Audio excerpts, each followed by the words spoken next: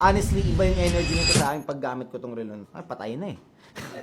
Pandiinan pare kasi workaholic ako eh. What's up guys? Another watch, another day. We're here again behind the desk. Naka-DN t-shirt na naman tayo guys. Shout out Tito Mikey. Maraming salamat. God bless. Pandiinan pare kasi workaholic ako eh. Today, we will be discussing something very personal to me. Gusto kong ipakita sa inyo yung one of my favorite watches of all time, which is one of my favorite vintage watches. It is the IWC Ingenieur. Yan. Napakaganda. For those who doesn't know or haven't seen me wear this, actually, halos lahat na ng videos ko, ito suot ko eh. Marami akong videos na ito yung suot ko. Kaya ang dami nagtatanong. So, ito, lalabas ko na siya. This is the IWC Ingenieur. This is reference IW3506.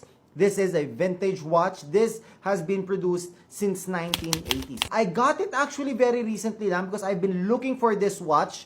What's very good with this watch guys, kasi since maliit nga yung wrist ko, yung maliliit na watches, yun talaga yung mga classic. Kasi before guys, since 1950s, 1930s, and all the way since before, na na-create pa, since Galby, Santoses, and yung mga Cartier na pinakauna is guys maliliit lang. We're talking about 30 to 36 mm lang yung mga case size. Etong vintage na to, na Ingenieur, is a 34 mm case size. Ayan, kung makikita nyo, napakaganda, very clean guys.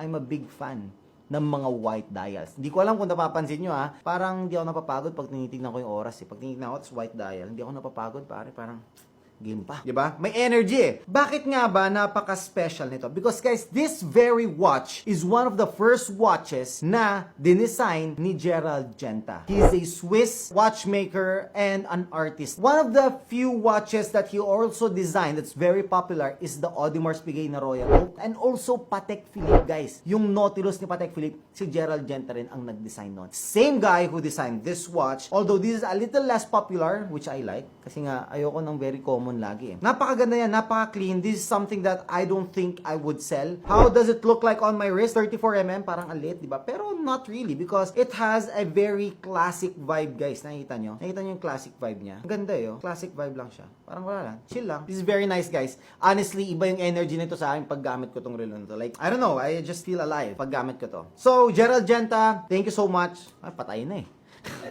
Actually, dahil dito, I even have also this one of my favorite watches is the Ingenieur din. Ito yung next generation naman. This is the first generation. And then this is the next generation. I like the IWC. I like this one. And tingnan nyo naman guys yung logo niya. Kung makikita nyo, it's still yung cursive na International Watch Company. This is valued today in the market for around 600 to 700,000 pesos. Yan. Ganda. Ito na lang susutin ko ngayon. Guhuba rin to today.